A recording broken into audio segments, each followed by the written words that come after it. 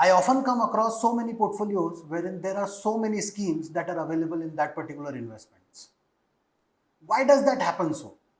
So when I tried to understand it from an investor's perspective, the only thing that I could figure out was that they tend to take it as a diversification. They feel that the moment they are invested in too many schemes, they are diversified. However, there is a myth, there is a particular hard fact which a lot of people do not know. In India, there are more than 50 fund houses. Every fund house is having some or the other scheme in equity segment. Every fund house are also having multiple schemes in multiple categories. Some are like large caps, mid caps, small caps, value, momentum, flexi-cap, multi-cap, etc. and whatnot. But then the real catch is, irrespective of whichever scheme that you take in equity, the investable universe is only 500 stocks. Yes, you read that right. Only 500 stocks. The top notch 500, right from number 1 till 500, is the investable universe for the entire mutual fund industry. 1 to 100 are known as large caps, 101 to 250 are known as mid caps, 251 to 500 are known as small caps. Every fund manager, irrespective of the theme, is supposed to pick the stocks from the same set of universe. Now, just like every particular fund manager is trying to find some particular opportunities from the same set of pool, as an investor, ultimately what happens is you tend to buy the same set of stocks across multiple portfolios. That leads to overlapping of your portfolio, that leads to confusion in your portfolio, and ultimately over diversification leads to dilution of returns. How do you tackle this? Idea is very clear. You don't need 10 to 15 funds, 20 funds in one particular category, and just to satisfy yourself that you are diversified, this is not going to earn any purpose.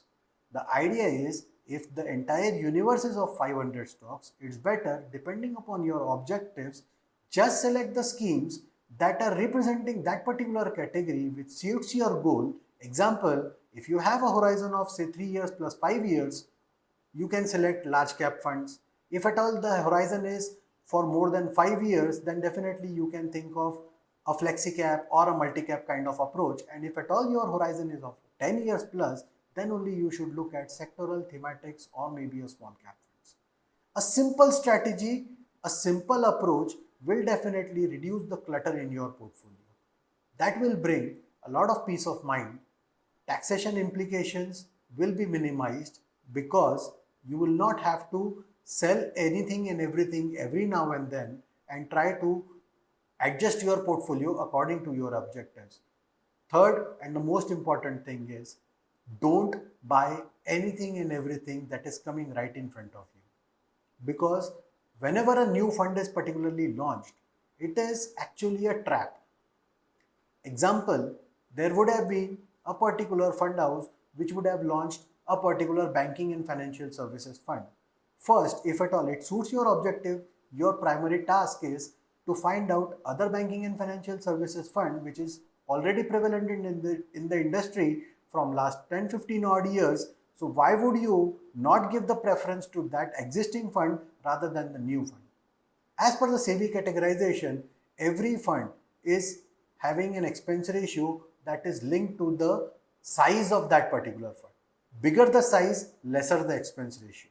Lesser the expense ratio, definitely better the returns for the investor and lesser the commissions for the distributor who is trying to sell it to you.